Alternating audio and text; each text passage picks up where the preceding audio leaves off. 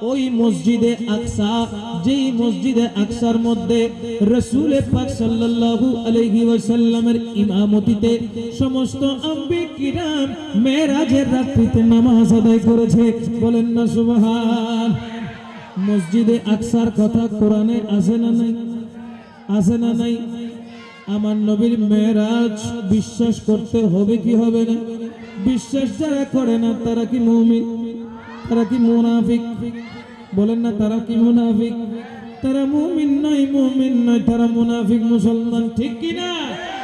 আজ বিশ্বের মধ্যে মুনাফিক মুসলমানের কারণে মুসলমানেরা নিজেদের ঐতিহ্যকে হারিয়েছে, নিজেদের বীরত্বকে নষ্ট করে ফেলেছে।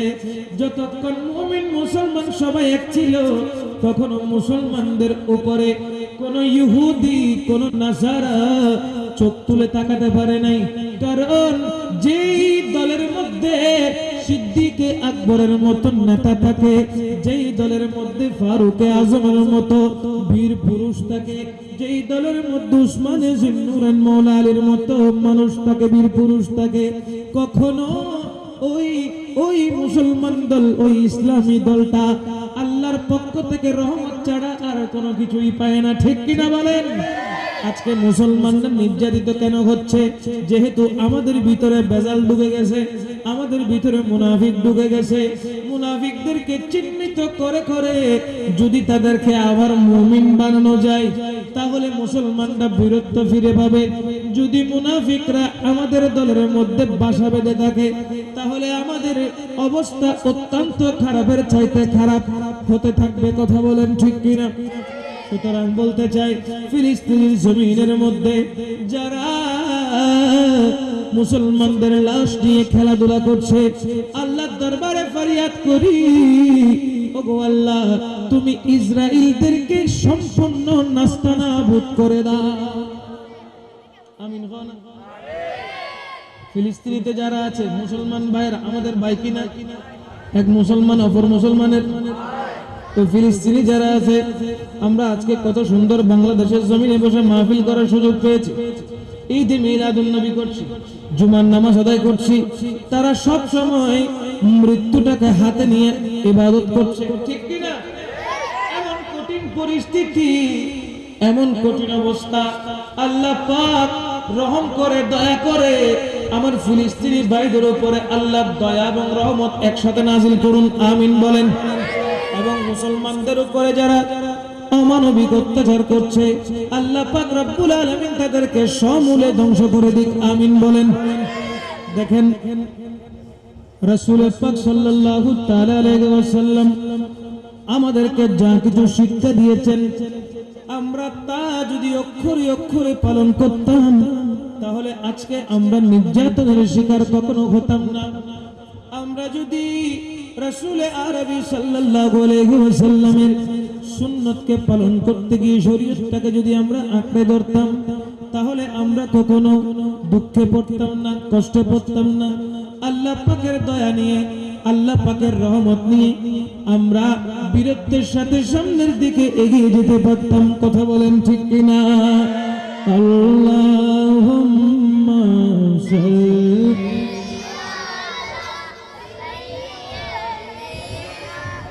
محمد نبينا شفينا مولانا محمد চকরলে দয়াল নবী থাকতে পারতে না রোশে, উম্মতের মায়ায় পড়ে শুয়ে আছেন মদিনায়। আল্লাহুম্মা সাইয়্যিদিনা মুহাম্মাদ নবিয়িনা শফিঈনা মাওলানা। আপনাদের খারাপ লাগছে? একটু মহব্বতের সাথে দরুদ শরীফ পাঠ করবেন, আজকের আলোচনাগুলো শুনবেন। আমার নবীর মহব্বত সবার ঊর্ধ্বে। নবীর মহব্বত ছাড়া আল্লাহর দয়া, আল্লাহর রহমত পাওয়া যায় না। নবীর রহমত পেতে হলে আমার নবীকে মহব্বত করতে হবে, ভালোবাসতে হবে, এমন ভাবে ভালোবাসতে হবে, মহব্বত করতে হবে, নিজের জানের চাইতে বেশি মুস্তাফাকে জানতে হবে। ঠিক কিনা বলেন? সাহাবায়ে কেরাম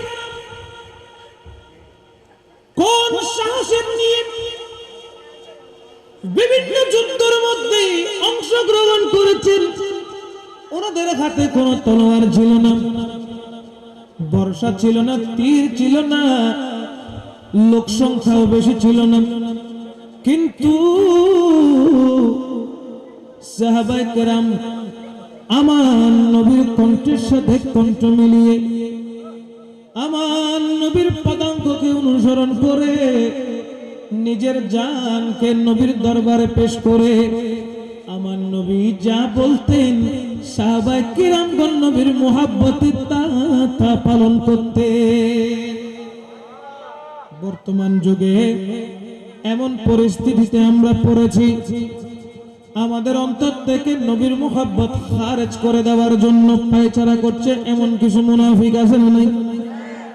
যারা সারাক্ষণ আমার নবীর বিরুদ্ধে কথা বলে, মিলাদুন নবীর বিপক্ষে কথা বলে, নেক আমল করা থেকে বিরত রাখে, দয়াল নবীর মুহাব্বতের কথা বলা থেকে তারা দূরে থাকে এবং মানব জাতির ভিতরে ফিতনা ফাসাদ ঢুকিয়ে দিয়ে তারা আমার নবীর মুহাব্বত করা থেকে নিজেকে বিরত রাখে।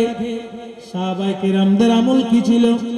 সাহাবায়ে কেরামদের আমল ছিল একটাই, ইয়া রাসূলুল্লাহ, নিজের জানের চাইতে বেশি আপনি রাসূলকে মুহাব্বত করি।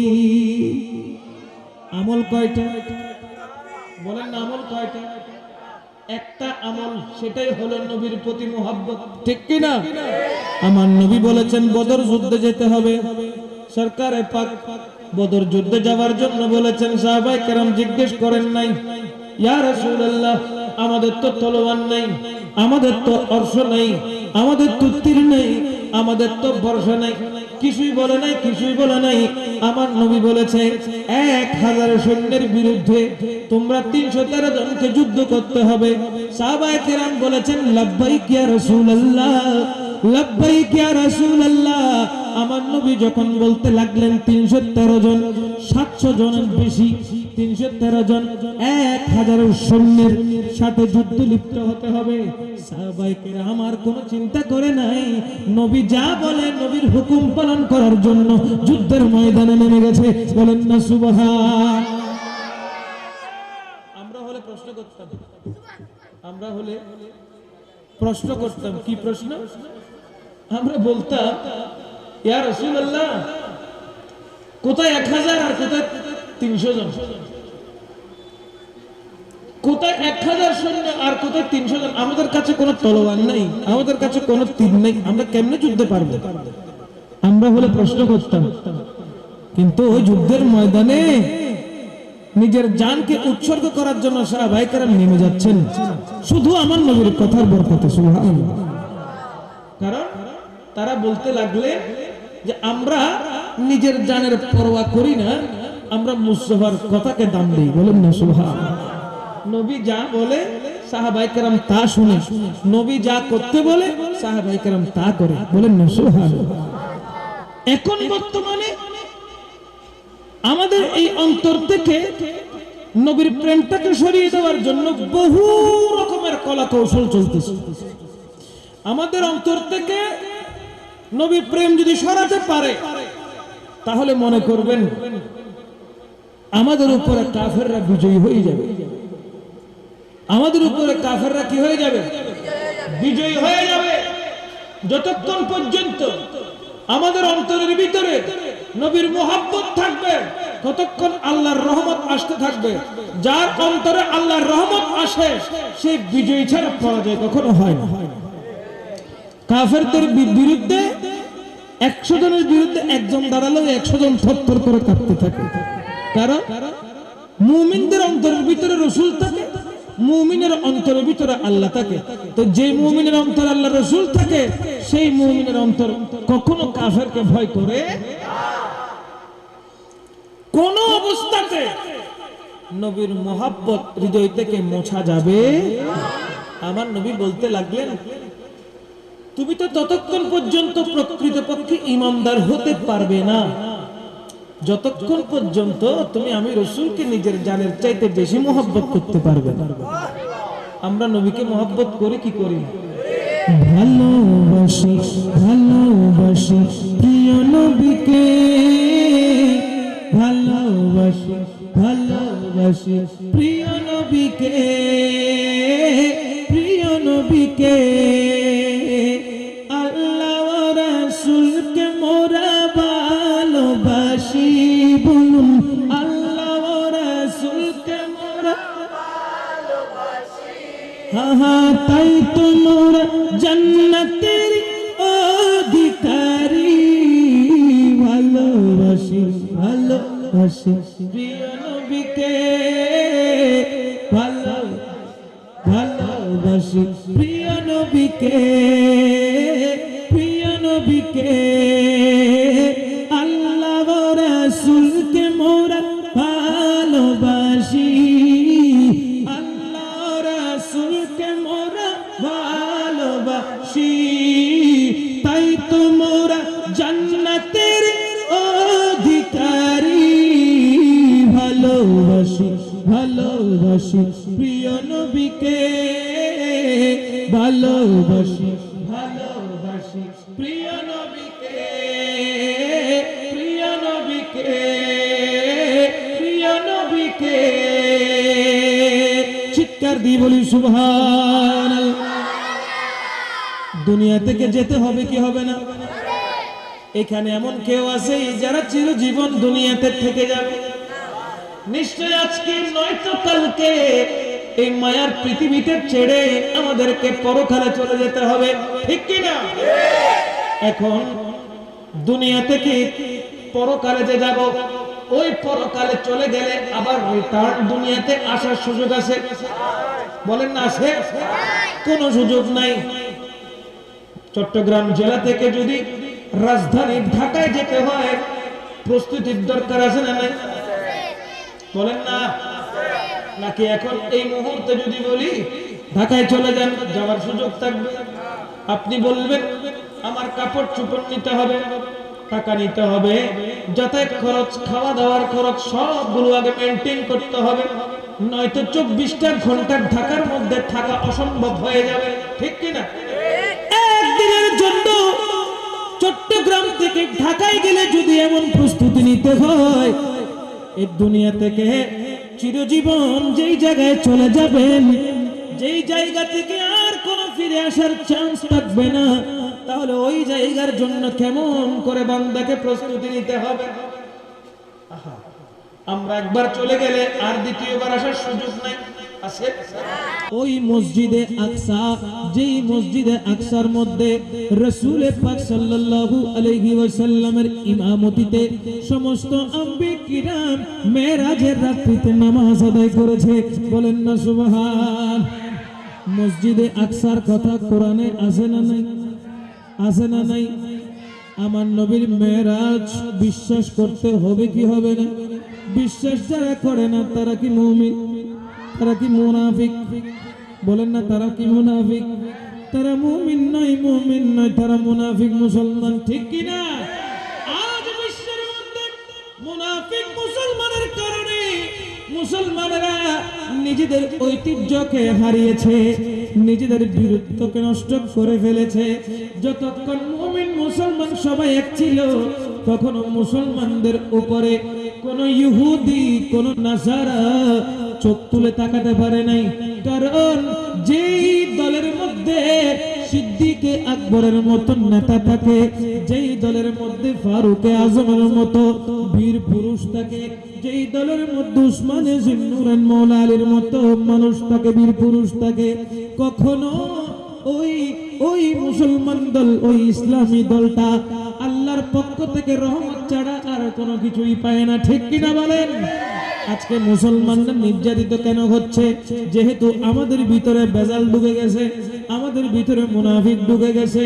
মুনাফিকদেরকে চিহ্নিত করে করে যদি তাদেরকে আবার মুমিন বানানো যায়, তাহলে মুসলমানরা বীরত্ব ফিরে পাবে। যদি মুনাফিকরা আমাদের দলের মধ্যে বাসা বেঁধে থাকে তাহলে আমাদের অবস্থা অত্যন্ত খারাপের চাইতে খারাপ হতে থাকবে। কথা বলেন ঠিক কিনা? সুতরাং বলতে চাই, ফিলিস্তিনের জমিনের মধ্যে যারা মুসলমানদের লাশ নিয়ে খেলাধুলা করছে, আল্লাহর দরবারে ফরিয়াদ করি, ওগো আল্লাহ তুমি ইসরাইলদেরকে সম্পূর্ণ নাস্তানাবুদ করে দাও। আমিন। ফিলিস্তিনিতে যারা আছে মুসলমান ভাইরা আমাদের ভাই কিনা? এক মুসলমান অপর মুসলমানের। তো ফিলিস্তিনি যারা আছে, আমরা আজকে কত সুন্দর বাংলাদেশের জমিনে বসে মাহফিল করার সুযোগ পেয়েছি, ঈদে মিলাদুন নবী করছি, জুমার নামাজ আদায় করছি। তারা সব সময় মৃত্যুটাকে হাতে নিয়ে ইবাদত করছে, ঠিক কিনা? এমন কঠিন পরিস্থিতি, এমন কঠিন অবস্থা, আল্লাহ পাক রহম করে দয়া করে আমার ফিলিস্তিনি ভাইদের উপরে আল্লাহ দয়া এবং রহমত একসাথে নাজিল করুন। আমিন বলেন। এবং মুসলমানদের উপরে যারা অমানবিক অত্যাচার করছে, আল্লাহ পাক রব্বুল আলামিন তাদেরকে সমূলে ধ্বংস করে দিক। আমিন বলেন। দেখেন রাসূল পাক সাল্লাল্লাহু তাআলা আলাইহি ওয়াসাল্লাম আমাদেরকে যা কিছু শিক্ষা দিয়েছেন, আমরা তা যদি অক্ষরে অক্ষরে পালন করতাম তাহলে আজকে আমরা নির্যাতনের শিকার কখনো হতাম না। আমরা যদি রাসূল আরবি সাল্লাল্লাহু আলাইহি ওয়াসাল্লামের সুন্নতকে পালন করতে গিয়ে শরীয়তটাকে যদি আমরা আঁকড়ে ধরতাম তাহলে আমরা কখনো দুঃখে পড়তাম না, কষ্টে পড়তাম না। আল্লাহ পাকের দয়া নিয়ে, আল্লাহ পাকের রহমত নিয়ে আমরা বীরত্বের সাথে সামনের দিকে এগিয়ে যেতে পারতাম। কথা বলেন ঠিক কিনা? আল্লাহুম্মা সাল্লি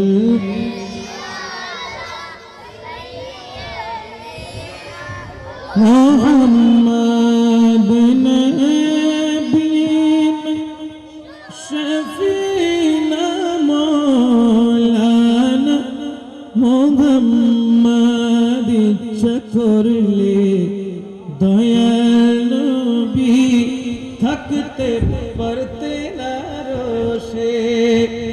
উম্মতের মায়ায় পড়ে শুয়ে আছেন মদিনায়।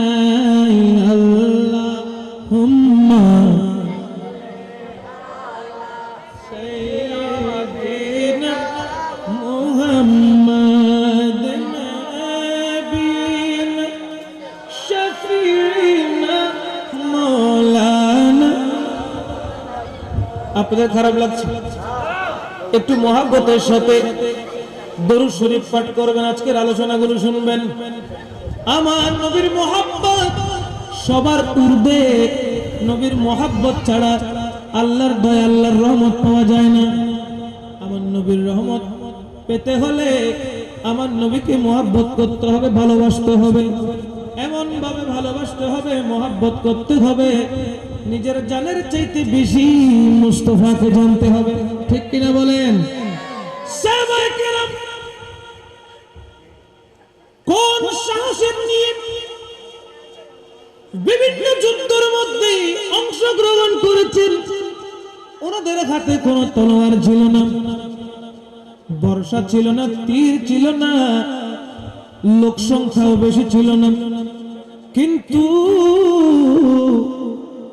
সাহাবায়ে কেরাম আমার নবীর কণ্ঠের সাথে কণ্ঠ মিলিয়ে, আমার নবীর পদাঙ্ককে অনুসরণ করে, নিজের জানকে নবীর দরবারে পেশ করে আমার নবী যা বলতেন সাহাবায়ে কিরামগণ নবীর মুহাব্বতে তা পালন করতে।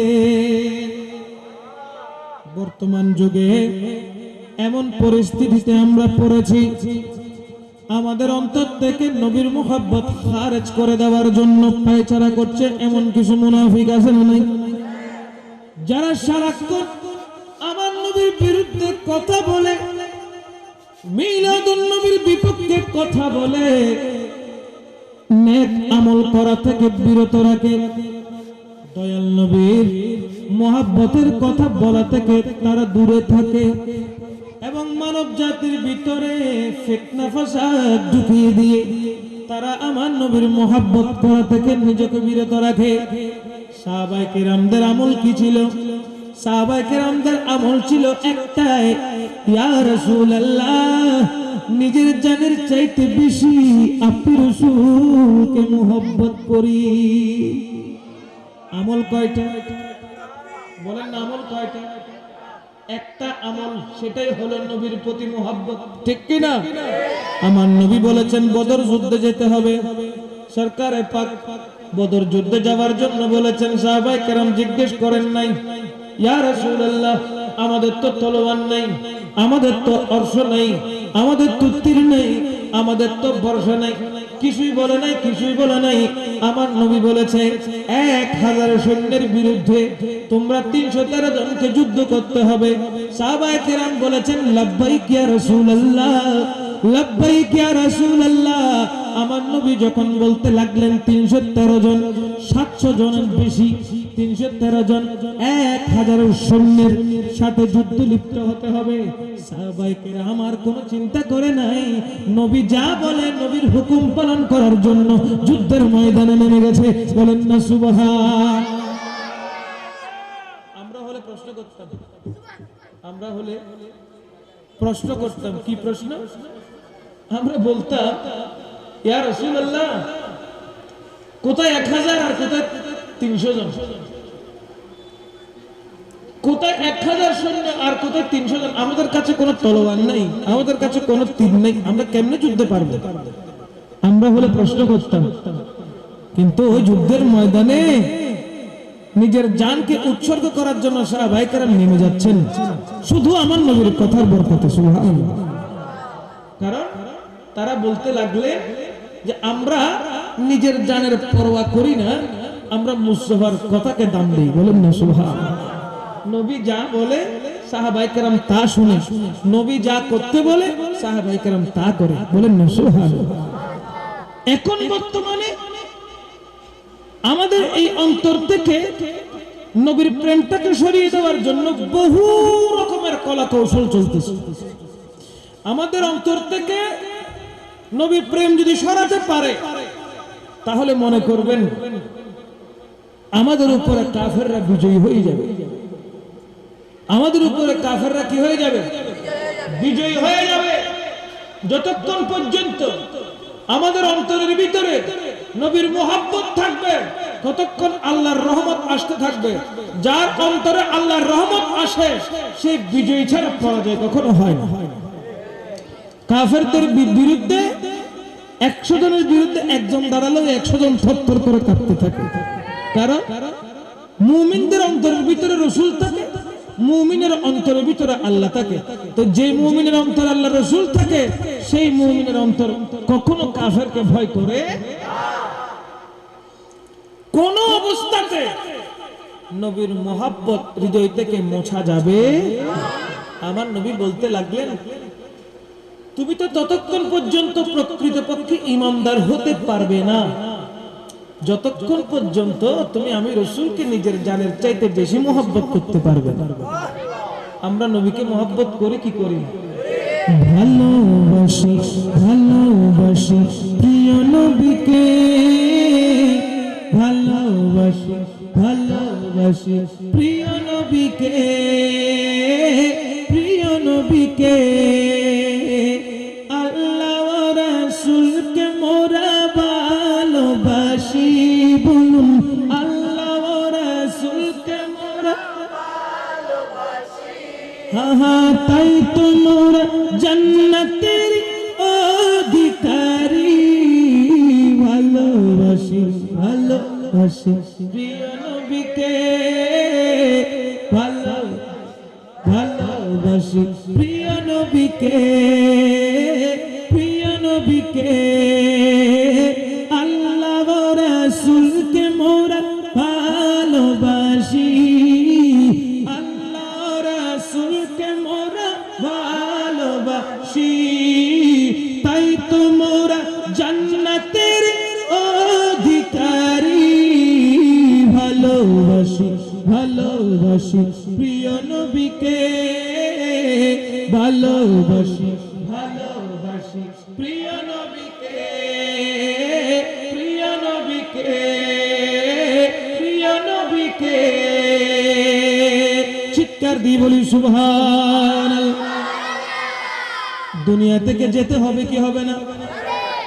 এখানে এমন কেউ আছে যারা চিরজীবন দুনিয়াতে থেকে যাবে? নিশ্চয় আজকে নয়তো কালকে এই মায়ার পৃথিবীতে ছেড়ে আমাদেরকে পরকালে চলে যেতে হবে, ঠিক কি না? এখন দুনিয়া থেকে পরকালে যে যাব, ওই পরকালে চলে গেলে আবার রিটার্ন দুনিয়াতে আসার সুযোগ আছে? বলেন না আছে? কোনো সুযোগ নাই। চট্টগ্রাম জেলা থেকে যদি রাজধানী ঢাকায় যেতে হয়, প্রস্তুতির দরকার আছে না নাই? বলেন না? নাকি এখন এই মুহূর্তে যদি বলি ঢাকায় চলে যান, যাওয়ার সুযোগ থাকবে? আপনি বলবেন আমার কাপড় চোপড় নিতে হবে, টাকা নিতে হবে, যাতায়াত খরচ, খাওয়া দাওয়ার খরচ সবগুলো আগে মেনটেন করতে হবে, নয়তো 24টা ঘন্টা ঢাকার মধ্যে থাকা অসম্ভব হয়ে যাবে, ঠিক কিনা? একদিনের জন্য চট্টগ্রাম থেকে ঢাকায় গেলে যদি এমন প্রস্তুতি নিতে হয়, এই দুনিয়া থেকে চিরজীবন যেই জায়গায় চলে যাবেন, যেই জায়গা থেকে আর কোনো ফিরে আসার চান্স থাকবে না, তাহলে ওই জায়গার জন্য কেমন করে বান্দাকে প্রস্তুতি নিতে হবে? আমরা একবার চলে গেলে আর দ্বিতীয়বার আসার সুযোগ নাই।